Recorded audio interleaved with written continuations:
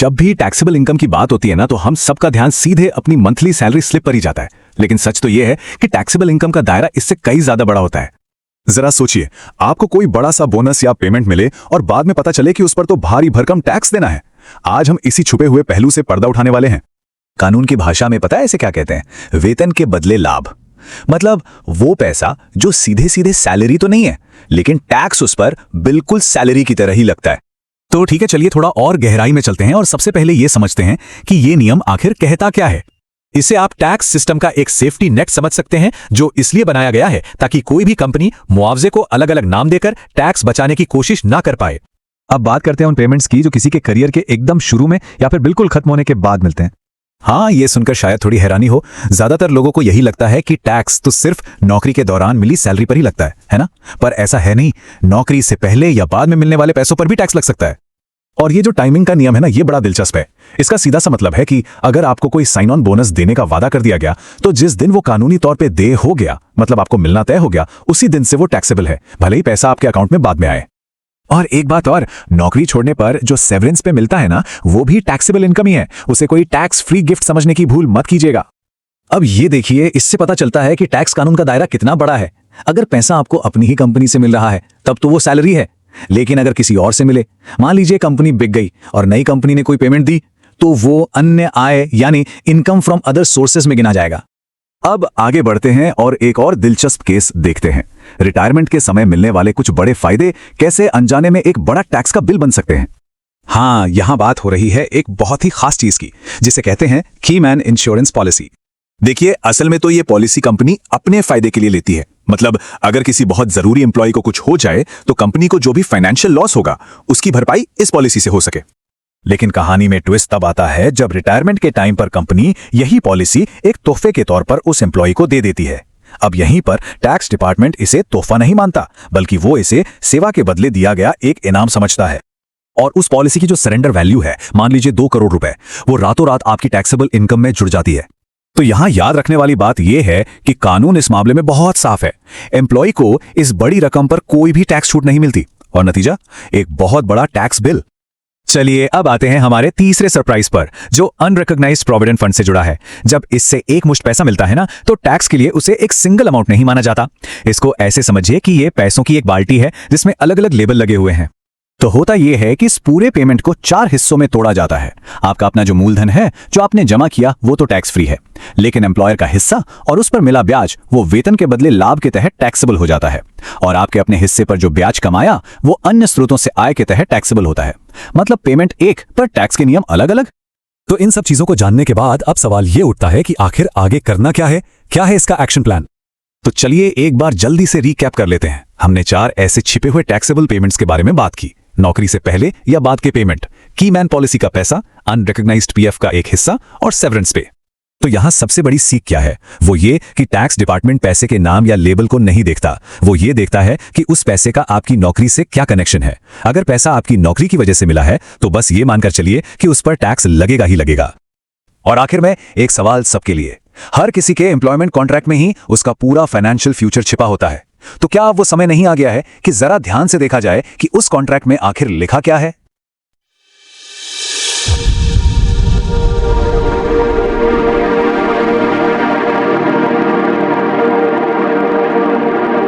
नमस्कार। आपकी तनख्वाह स्लिप में जो रकम दिखती है, क्या वही आपकी पूरी टैक्सेबल इनकम है? शायद नहीं। इनकम टैक्स की दुनिया में कुछ ऐसी भी प्राप्तियां हैं जो सीधी साधी सैलरी नहीं लगती, लेकिन टैक्स कानून उन्हें वेतन के एवज में लाभ मानता है, मतलब profits in lieu of salary, और उन पर टैक्स लगाता है। आज हमारे पास कुछ लेख हैं, टैक्स गाइड हैं और पॉलिसी से जुड़े दस्तावेज भी हैं। इनके आधार पर हम इसी छिपी हुई या कहें कम समझी जाने वाली टैक्सेबल इनकम की परतों को खोलेंगे। हमारा मकसद है उन भुगतानों को समझना जिन पर टैक्स लग सकता है, जिनके बारे में अक्सर लोगों को पूरी जानकारी नहीं होती। हाँ, इसमें कई टैक्स धाराएं और नियम शामिल हैं, पर हम कोशिश करेंगे कि मुख्य बातें आसानी से समझ आ जाएं। बिल्कुल। और जैसा आपने कहा, हम मुख्य रूप से 5 तरह के भुगतानों पर फोकस करेंगे, जैसा हमारे स्रोतों में भी बताया गया है। पहला, वो पैसा जो नौकरी शुरू करने से पहले या खत्म होने के बाद मिलता है। दूसरा, नौकरी से हटाए जाने या शर्तें बदलने पर मिलने वाला मुआवजा। तीसरा, स्वैच्छिक सेवानिवृत्ति यानी वीआरएस पर मिलने वाली रकम। चौथा, गैर मान्यता प्राप्त भविष्य निधि अनरिकग्नाइज्ड प्रोविडेंट फंड से होने वाला भुगतान, जो थोड़ा पेचीदा है। और पांचवा, की मैन बीमा पॉलिसी से जुड़ी रकम। ये अक्सर काफी चौंकाने वाली साबित होती है लोगों के लिए। अच्छा, तो चलिए इस दिलचस्प और जरूरी विषय में गहराई से उतरते हैं। शुरुआत करते हैं एक ऐसी चीज से जो शायद बहुतों को चौंका दे। क्या नौकरी शुरू करने से पहले मिला पैसा, जैसे कोई साइन ऑन बोनस, वो भी टैक्सेबल हो सकता है? ये कैसे काम करता है? हाँ, ये वाकई हैरान करने वाली बात है। हमारा स्रोत यही बताते हैं कि टैक्स कानून की धारा 1733 है। उसके तहत ऐसा कोई भी भुगतान जो रोजगार शुरू करने से पहले या रोजगार खत्म होने के बाद मिला हो, उसे वेतन के एवज में लाभ माना जा सकता है। और इसमें एक बहुत महत्वपूर्ण नियम है। टैक्स तब लगता है जब रकम देय हो जाए, मतलब ड्यू हो जाए, या प्राप्त हो, रिसीव्ड हो, इन दोनों में से जो भी पहले हो। तो इसका मतलब यह हुआ कि अगर किसी के जॉब कॉन्ट्रैक्ट में लिखा है कि साइन ऑन बोनस 15 दिसंबर को देय होगा, भले ही नौकरी 15 जनवरी से शुरू हो रही हो और पैसा हाथ में शायद 31 जनवरी को आए, टैक्स देनदारी 15 दिसंबर से ही शुरू हो जाएगी। ये तो ऑफर लेटर देखते समय बहुत ध्यान रखने वाली बात हुई। बिल्कुल सही पकड़ा आपने। ये जो देय या प्राप्ति जो भी पहले हो वाला नियम है ना, इसका एक मुख्य उद्देश्य टैक्स बचाने की उन कोशिशों को रोकना है जहां भुगतान को जानबूझकर नौकरी की औपचारिक अवधि से बाहर रखा जाता है। कानून ये पक्का करता है कि अगर भुगतान का संबंध रोजगार से है तो उसकी टाइमिंग चाहे जो भी हो वो टैक्स के दायरे में आए। और इसका दायरा भी काफी बड़ा है। ये किसी भी व्यक्ति से मिल सकता है, जरूरी नहीं कि नियोक्ता ही दे, और किसी भी रूप में हो सकता है, एक मुश्त या किश्तों में। मुख्य बात है भुगतान का रोजगार से जुड़ाव। ये देय या प्राप्ति वाला नियम तो लगता है कई जगह असर डालता होगा। ठीक है, तो नौकरी से पहले का पैसा हमने समझा। अब बात करते हैं उस स्थिति की जब नौकरी खत्म होती है या उसकी शर्तें बदलती हैं। यहां मिलने वाले मुआवजे जैसे सेवरेंस पे का क्या होता है? क्या वो भी इसी तरह टैक्सेबल है? हाँ बिल्कुल। नौकरी से हटाए जाने मतलब टर्मिनेशन या रोजगार की शर्तों में बदलाव, मॉडिफिकेशन ऑफ टर्म्स, इसके कारण मिलने वाला मुआवजा भी टैक्स कानून की धारा 1731 के तहत वेतन के एवज में लाभ माना जाता है। अच्छा। और हाँ, यहाँ भी वही देय या प्राप्ति जो भी पहले हो का सिद्धांत लागू होता है। लेकिन क्या इसका मतलब यह है कि नौकरी जाने पर मिलने वाला हर मुआवजा पूरी तरह टैक्सेबल होता है? इसमें कर्मचारी के लिए कोई राहत, कोई गुंजाइश नहीं है? जरा सोचिए, नौकरी छूटना तो अपने आप में एक मुश्किल स्थिति होती है। नहीं, यहाँ राहत की बात है और ये जानना बहुत जरूरी है। अगर नौकरी छूटने का कारण छंटनी है, रिट्रेंचमेंट जिसे कहते हैं, जिसका मतलब होता है नियोक्ता द्वारा कर्मचारी की सेवा समाप्त करना कुछ खास वजहों को छोड़कर, हाँ, तो मिलने वाले मुआवजे पर इनकम टैक्स एक्ट की धारा 10B के तहत कुछ शर्तों के साथ टैक्स छूट मिल सकती है। तो हाँ, हर टर्मिनेशन मुआवजा एक जैसा नहीं होता। अच्छा, तो छटनी यानी जब कंपनी निकालती है तब कुछ छूट का प्रावधान है, ये राहत की बात है। और स्वैच्छिक सेवानिवृत्ति यानी वीआरएस का क्या? कई लोग वीआरएस लेते हैं, उस पर मिलने वाले पैसे का क्या होता है? क्या उस पर भी छूट है? हाँ, वीआरएस के तहत मिलने वाला मुआवजा भी तकनीकी रूप से धारा 1731 के तहत वेतन के एवज में लाभ ही है और टैक्सेबल होता है। ओके। लेकिन इसके लिए एक अलग और खास टैक्स छूट धारा 1010C के तहत उपलब्ध है। ये छटनी वाली छूट जो 1010B में है उससे अलग है और इसकी अपनी सीमाएं और शर्तें हैं जो खास तौर पर सरकारी या कुछ अन्य नोटिफाइड संस्थानों के कर्मचारियों द्वारा ली गई वीआरएस पर लागू होती हैं। तो ये दो अलग अलग तरह की छूट हो गई, एक छटनी के लिए धारा 1010B और दूसरी वीआरएस के लिए धारा 1010C। ये जानना जरूरी है। अच्छा, अब हमारे स्रोतों में एक और बारीक लेकिन महत्वपूर्ण अंतर का जिक्र है। हाँ, उनसे संबंधित लग रहे हैं, लेकिन इनमें अंतर क्या है और ये क्यों मायने रखता है? ये अंतर बहुत महत्वपूर्ण है, खासकर आजकल के विलय और अधिग्रहण के दौर में, मतलब मर्जर्स एंड एक्विजिशंस, M&A जिसे कहते हैं। इसे ऐसे समझिए, धारा 1731 खास तौर पर नियोक्ता या पूर्व नियोक्ता से मिलने वाले मुआवजे पर लागू होती है, एम्प्लॉयर और फॉर्मर एम्प्लॉयर से मिला कॉम्पेंसेशन, और इसे वेतन यानी सैलरी हेड के तहत टैक्सेबल माना जाता है। ठीक है, नियोक्ता से मिला मुआवजा। हाँ, जबकि धारा 56(2)(11 का दायरा वो काफी बड़ा है। यह किसी भी व्यक्ति से, एनी पर्सन से मिलने वाले मुआवजे या किसी अन्य भुगतान पर लागू होती है, कॉम्पेंसेशन और एनी अदर पेमेंट जो नौकरी की समाप्ति या शर्तों में बदलाव से जुड़ा हो, और इसे वेतन नहीं बल्कि अन्य स्रोतों से आय माना जाता है, इनकम फ्रॉम अदर सोर्सेस। वाह, यानी भुगतान कौन कर रहा है? सिर्फ नियोक्ता या कोई और भी? और भुगतान किस चीज का है? सिर्फ मुआवजा है या कुछ और भी? इससे यह तय होगा कि टैक्स किस सेक्शन में लगेगा और इनकम किस हेड में गिनी जाएगी। ये तो बड़ा बारीक पॉइंट है। बिल्कुल। अब सोचिए, कंपनी का अधिग्रहण हो रहा है, M&A डील चल रही है। अगर अधिग्रहण करने वाली कंपनी, एक्वायरिंग कंपनी, जो सीधे तौर पर कर्मचारी की नियोक्ता नहीं है, वो नौकरी छोड़ने वाले कर्मचारी को कोई भुगतान करती है। हाँ, जैसे डील को आसान बनाने के लिए या नॉन कम्पीट फीस के तौर पर। एग्जैक्टली। तो वो भुगतान धारा 56(2)(11 के तहत अन्य स्रोतों से आय में टैक्सेबल होगा, ना कि धारा 17(3)(1) के तहत वेतन में। टैक्स रिटर्न भरते समय सही रिपोर्टिंग के लिए ये बारीक अंतर जानना बहुत जरूरी है। ये तो वाकई एक ऐसा पहलू है जिस पर ध्यान देना चाहिए, खासकर उन लोगों को जो M&A वाली इंडस्ट्री में काम करते हैं या ऐसी स्थिति का सामना कर रहे हैं। चलिए अब आगे बढ़ते हैं। अब बात करते हैं फंड्स और बीमा पॉलिसियों से मिलने वाले भुगतान की, जो धारा 17(3)(2) के दायरे में आते हैं। शुरुआत करते हैं भविष्य निधि यानी प्रोविडेंट फंड से। यहाँ गैर मान्यता प्राप्त पीएफ का जिक्र है, अनरिकॉग्नाइज्ड पीएफ। इससे मिलने वाले पैसे का टैक्स ट्रीटमेंट क्या है? ये मान्यता प्राप्त पीएफ से अलग कैसे है? हाँ, गैर मान्यता प्राप्त पीएफ से जब एक मुश्त भुगतान मिलता है रिटायरमेंट पर या नौकरी छोड़ने पर, तो मामला थोड़ा पेचीदा हो जाता है। आप इसे एक सिंगल रकम मानकर टैक्स नहीं लगा सकते।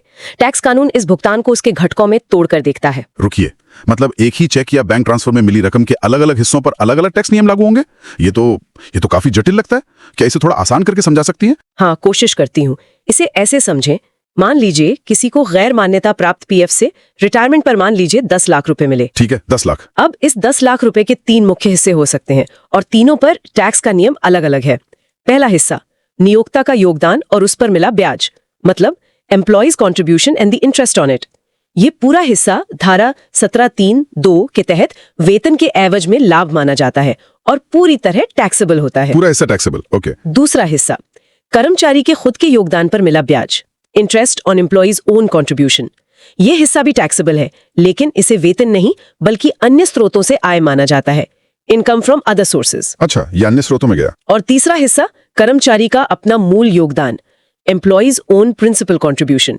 इस पर कोई टैक्स नहीं लगता। क्यों? क्योंकि ये तो कर्मचारी का अपना ही पैसा है जो उसे वापस मिल रहा है। अच्छा, अब समझ आया। यानी अगर उस 10 लाख में से मान लीजिए 4 लाख नियोक्ता का हिस्सा और उसका ब्याज है, 1 लाख कर्मचारी के योगदान पर ब्याज है और 5 लाख कर्मचारी का अपना मूल योगदान है। हाँ, तो 4 लाख वेतन हेड में टैक्सेबल होगा, 1 लाख अन्य स्रोत हेड में टैक्सेबल होगा और 5 लाख पर टैक्स नहीं लगेगा। ये तो वाकई हिसाब किताब रखने वाली बात है, रिकॉर्ड रखना पड़ेगा। बिल्कुल, इसीलिए इसे समझना जरूरी है, खासकर अगर किसी का पीएफ गैर मान्यता प्राप्त कैटेगरी में आता है। अब इसी धारा 17(3)(2) से जुड़ी एक और दिलचस्प और अक्सर अनदेखी की जाने वाली चीज है की मैन बीमा पॉलिसी, की मैन इंश्योरेंस पॉलिसी। की मैन बीमा पॉलिसी, हाँ, ये नाम सुना है। जैसा कि नाम से लगता है ये शायद कंपनी अपने किसी महत्वपूर्ण यानी की कर्मचारी के लिए लेती होगी, पर इसका टैक्स से क्या लेना देना? ये तो कंपनी की सुरक्षा के लिए लगती है ना? किसी ऐसे कर्मचारी के जीवन पर लेती है जिसके न रहने से कंपनी को बड़ा वित्तीय नुकसान हो सकता है, जैसे कोई टॉप एग्जीक्यूटिव या कोई अहम रिसर्चर। ये कंपनी के लिए एक तरह का बिजनेस एसेट या सुरक्षा कवच है। ठीक है। लेकिन ये कॉर्पोरेट सुरक्षा कवच कर्मचारी के लिए एक बड़ा वैयक्तिक टैक्स इवेंट बन सकता है, खासकर रिटायरमेंट के समय। अरे ऐसा कैसे? कंपनी का सुरक्षा कवच कर्मचारी के लिए टैक्स का बोझ कैसे बन जाता है? ये तो अजीब बात है। होता यह है कि नियोक्ता अक्सर कर्मचारी की लंबी और मूल्यवान सेवा के इनाम के तौर पर रिटायरमेंट के समय ये पॉलिसी कर्मचारी को सौंप देता है, मतलब असाइन कर देता है। हाँ, गिफ्ट की तरह समझिए। हाँ। कह सकते हैं। लेकिन टैक्स कानून इस सौंपने को महज एक ट्रांसफर नहीं मानता, वो इसे सेवा के बदले दिया गया इनाम या एक तरह का स्थगित मुआवजा मानता है, डिफर्ड कॉम्पेंसेशन। तो फिर टैक्स कैसा लगता है? किस वैल्यू पर? जब पॉलिसी कर्मचारी को सौंपी जाती है तो उस समय पॉलिसी का जो अभ्यर्पण मूल्य होता है, सरेंडर वैल्यू, यानी वो कीमत जो पॉलिसी को उस समय बंद करवाने पर मिलती है, जिसमें उस तारीख तक जमा हुआ बोनस भी शामिल होता है, हाँ, वो पूरी रकम कर्मचारी के हाथ में धारा 17(3)(2) के तहत वेतन के एवज में लाभ के रूप में टैक्सेबल हो जाती है। पूरी रकम, पूरी सरेंडर वैल्यू। और सबसे चौंकाने वाली बात जो हमारे स्रोत बताते हैं, क्या इस पे कोई टैक्स छूट भी नहीं मिलती? सेक्शन 10 वगैरह में कुछ नहीं? बिल्कुल, यही सबसे महत्वपूर्ण और अक्सर अनदेखी की जाने वाली बात है। स्रोत स्पष्ट रूप से कहते हैं कि इस संबंध में कर्मचारी को कोई टैक्स छूट उपलब्ध नहीं है। सेक्शन 10 की कोई छूट नहीं, कुछ नहीं। तो सोचिए, जो पॉलिसी सालों पहले कंपनी ने अपनी सुरक्षा के लिए ली थी, रिटायरमेंट पर कर्मचारी को तोहफे में मिली और उस तोहफे की पूरी सरेंडर वैल्यू पर कर्मचारी को अपनी जेब से अच्छा खासा टैक्स देना पड़ गया। ये रिटायरमेंट प्लानिंग पर बड़ा असर डाल सकता है अगर पता ना हो। ये तो वाकई एक बड़ा झटका हो सकता है अगर पहले से जानकारी ना हो तो। हाँ। तो हमने कई अलग अलग स्थितियों को देखा, नौकरी से पहले या बाद का पैसा, नौकरी समाप्ति का मुआवजा जिसमें छटनी और वीआरएस में कुछ छूटे हैं, हाँ। गैर मान्यता प्राप्त पीएफ का वो जटिल टैक्स ट्रीटमेंट और ये कीमैन पॉलिसी वाला मामला। ये सब दिखाता है कि टैक्सेबल इनकम सिर्फ मासिक तनख्वाह तक सीमित नहीं है, दायरा काफी बड़ा है। बिल्कुल। अगर हम इस पूरी चर्चा का सार निकालें तो मुझे लगता है 3 मुख्य सिद्धांत उभर कर आते हैं जो हमारे स्रोतों से भी स्पष्ट है। पहला, हर तरह के मुआवजे या प्राप्ति पर टैक्स का नियम एक जैसा नहीं है। कुछ मामलों में खास छूटें उपलब्ध हैं, जैसे हमने छटनी धारा 10(10)(b) और वीआरएस धारा 10(10)(c) के मुआवजे के लिए देखा। वहीं कुछ मामलों में कोई छूट नहीं है, जैसे कर्मचारी को सौंपी गई की मैन बीमा पॉलिसी की सरेंडर वैल्यू पर। तो भुगतान की प्रकृति जानना बहुत जरूरी है। दूसरा महत्वपूर्ण सिद्धांत है भुगतान का स्रोत और प्रकार। भुगतान कौन कर रहा है, नियोक्ता या कोई और भुगतान क्या है, सिर्फ मुआवजा है या अन्य भुगतान। यह तय करता है कि टैक्स किस सेक्शन के तहत लगेगा, जैसे 1731 या 56(2)(11। हाँ। और उसे किस आय हेड में रिपोर्ट किया जाएगा, वेतन या अन्य स्रोत। ये अंतर, जैसा हमने M&A के उदाहरण में देखा, टैक्स देनदारी और रिपोर्टिंग पर सीधा असर डालता है। और तीसरा सिद्धांत, खासकर फंड से मिलने वाले पैसे के मामले में, यह है कि भुगतान को उसके घटकों में तोड़कर देखना पड़ सकता है। एक मुश्त रकम को एक मानकर नहीं चल सकते। जैसे वो गैर मान्यता प्राप्त पीएफ वाला केस। बिल्कुल, गैर मान्यता प्राप्त पीएफ इसका सबसे अच्छा उदाहरण है, जहां एक ही रकम के अलग अलग हिस्सों पर नियोक्ता का योगदान और ब्याज, कर्मचारी का मूलधन, अलग अलग टैक्स नियम लगते हैं। ये तीन सिद्धांत वाकई इस जटिल विषय को समझने में मदद करते हैं। तो निचोड़ ये है कि हमारी किसी भी व्यक्ति की टैक्सेबल इनकम का दायरा मासिक वेतन पर्ची से कहीं ज्यादा फैला हो सकता है। टैक्स अधिकारियों की नजर में कोई भुगतान मुआवजा है या नहीं, ये उसके नाम से ज्यादा इस बात पर निर्भर करता है कि उसका रोजगार से क्या संबंध है। वेतन के एवज में लाभ का ये पूरा कॉन्सेप्ट शायद ये सुनिश्चित करता है कि रोजगार से जुड़े लगभग हर तरह के आर्थिक फायदे पर नजर रखी जा सके। इस सब जानकारी के बाद हमारे स्रोतों में एक बहुत ही व्यवहारिक सलाह दी गई है, वो ये कि हर किसी को अपने रोजगार समझौते, एम्प्लॉयमेंट एग्रीमेंट या नियुक्ति पत्र, अपॉइंटमेंट लेटर को ध्यान से पढ़ना चाहिए। हाँ, ये बहुत जरूरी है। उसमें देखना चाहिए कि क्या कीमैन पॉलिसी का कोई जिक्र है, आपका प्रोविडेंट फंड मान्यता प्राप्त है या गैर मान्यता प्राप्त, नौकरी समाप्ति की शर्तों में मुआवजे के बारे में क्या लिखा है, क्या कोई बोनस या भुगतान नौकरी शुरू करने से पहले देय हो रहा है। इन शर्तों को पहले से समझना किसी भी अप्रत्याशित टैक्स देनदारी से बचने और बेहतर वित्तीय योजना बनाने का पहला कदम है। बिल्कुल सही कहा। और यहीं से एक विचार करने लायक प्रश्न उठता है, जिस पर शायद हमारे श्रोता खुद सोच सकते हैं। हाँ, बताइए। देखिए, जिस तरह टैक्स कानून मुआवजे और रोजगार से जुड़े भुगतानों को इतने व्यापक दायरे में देखता है, तो क्या रोजगार के कारण मिलने वाले कुछ और भी लाभ या सुविधाएं हो सकती हैं जो पहली नजर में सैलरी नहीं लगती, लेकिन जिनका रोजगार से इतना गहरा संबंध है कि भविष्य में उन पर भी इन सिद्धांतों के तहत टैक्स लग सकता है, भले ही वो आज धारा 17(3) में साफ साफ लिस्टेड न हो। क्या उनका रोजगार से जुड़ाव ही उन्हें टैक्स के दायरे में लाने के लिए काफी हो सकता है? इस पर विचार करने से शायद हमारी वित्तीय सतर्कता और बढ़ेगी। हमें सिर्फ लिस्टेड आइटम्स पर ही नहीं, बल्कि प्रिंसिपल पर ध्यान देना होगा। ये वाकई एक सोचने वाली बात है कि क्या और भी ऐसे छुपे हुए लाभ हो सकते हैं, और ये हमें अपनी वित्तीय समझ को और गहरा करने के लिए प्रेरित करती है। इस बेहद जानकारीपूर्ण और गहरी चर्चा के लिए धन्यवाद। धन्यवाद। उम्मीद है कि ये विश्लेषण हमारे सुनने वालों के लिए उपयोगी साबित होगा और उन्हें अपनी टैक्सेबल इनकम को सिर्फ सैलरी स्लिप से परे जाकर समझने में मदद करेगा।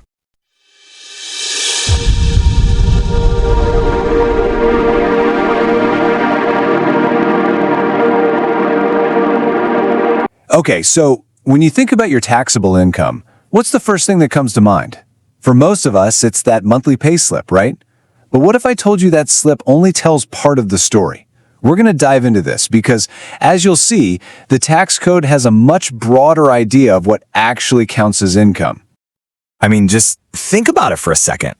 What about things like sign-on bonuses, or those retirement perks, or even severance packages?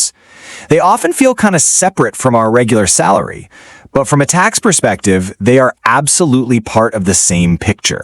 And not knowing that can lead to some very expensive surprises down the road. So that's what we're going to do right now. We are going to pull back the curtain on 4 specific and often surprising payments that the law considers fully taxable income. By the time we're done here, you're going to have a much, much clearer view of your total financial picture.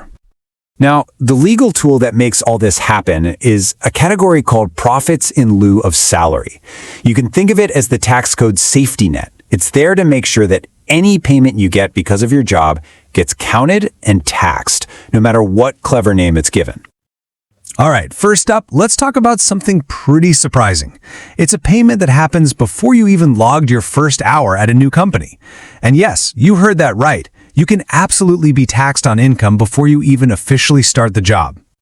So the rule that covers this, under Section 1733, is incredibly broad. It basically says that any amount you get from someone before you start working for them, or even after you've left, is treated as taxable. This is what catches things like sign-on bonuses and even some benefits you might get after you've already moved on. And here's the real kicker. The tax liability doesn't start when the money hits your bank account. It kicks in based on a due or received, whichever is first rule. So, let's say you sign a contract on December 15th, and it says a bonus is due on that date. Well, guess what? It becomes taxable right then and there, even if you don't start working till January. and the cash doesn't show up for weeks. Okay, next up, let's talk about a corporate perk that can feel like this amazing, generous gift when you retire, but actually it comes with a pretty hefty personal tax bill. This all revolves around something called a key man insurance policy. So a company buys this policy on one of their most crucial employees. It's basically a safety net for the business, right? It protects the company from financial loss if that key person were to suddenly pass away. Its whole purpose is to protect the company. But here's where the taxman gets interested. The taxable event happens when your employer decides to assign this policy directly to you, usually when you retire. Now, the tax authorities, they don't see this as a simple gift. They see it as a reward for all years of service. Basically, a form of delayed payment. And because of that, its entire cash value becomes taxable income for you. And just in case you're thinking there might be a loophole, well, the law is brutally clear on this one. There is, and I quote, no exemption available to the employee in this respect. It's a non-negotiable tax liability. Definitely something you need to know about before you start celebrating that parting gift. Our third hidden tax trap has to do with long-term savings. Now, a lot of people know about standard provident funds, but the rules for something called unrecognized provident funds can be, well, they're surprisingly tricky and can pack a real tax sting. So when you get that lump sum payout, it's not treated as just one pile of money. Nope. It's actually sliced into 3 different pieces, and each one gets a totally different tax treatment. First, the money you put in yourself, your contributions, that comes back to you tax-free. Makes sense. It was your money to begin with. But then, the part from your employer's contributions plus the interest it earned, that's taxed as profits in lieu of salary. And then, there's the third piece, the interest earned on your own contributions. That's also taxed, but under a completely different heading, income from other sources. It's complicated. And for our last example, let's talk about what happens at the end of a job. You know, a severance package might feel like a much-needed cushion, but from a tax perspective, it is definitely not free money. So, the starting point here, under Section 17(3)(1), is that pretty much any compensation you get from an employer because your job is ending is considered taxable income. Now, there is a very important exception to this. If your termination is due to retrenchment, you might be able to get a valuable tax exemption. But you have to remember the default position is that it's taxable. But look at just how wide the tax net is actually cast. There are 2 different sections of the law to think about, and they have some really key differences. The first one is specific. It covers compensation that comes from an employer. But the second one is much, much broader. It covers any other payment from any person. So you might be asking, why do I need to know this? Well, it really matters in a situation like a corporate buyout. Imagine the company that's buying yours, which is a third party, not your direct employer, pays you to terminate your contract.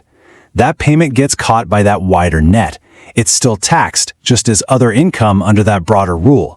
It just goes to show how the law is designed to cover basically every possible scenario. All right, so let's do a quick recap of the 4 big ones we just covered. First, those bonuses you get before you even start a job or payments after you leave. Second, the cash value of a key man insurance policy that gets handed to you at retirement. Third, those tricky specific parts of a payout from an unrecognized fund. And finally, of course, severance pay. And all of this really brings us to one final, super important point. Your employment contract, it isn't just about your job duties and your salary. It is a financial document, and it has real, tangible tax implications. So the big question I want to leave you with is this. Have you really, truly read yours?